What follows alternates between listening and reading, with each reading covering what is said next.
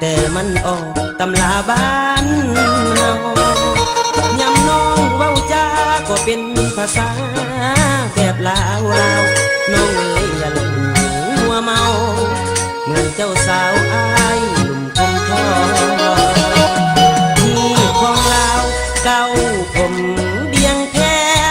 เคยมีมาตั้งแต่น้องอย่าไป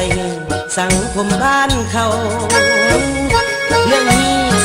12ของ14ประเพณีลาวแม้แต่ของกินกับข้าว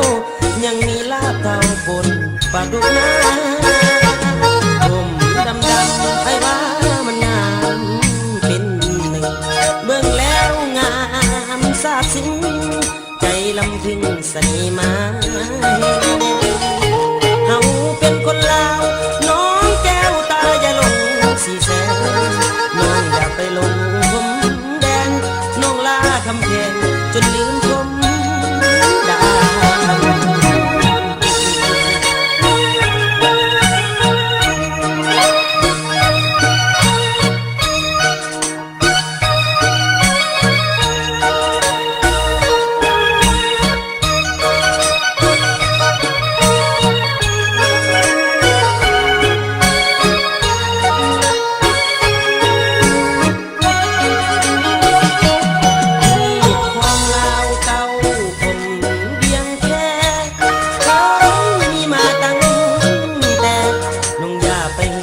สังคมบ้านเขา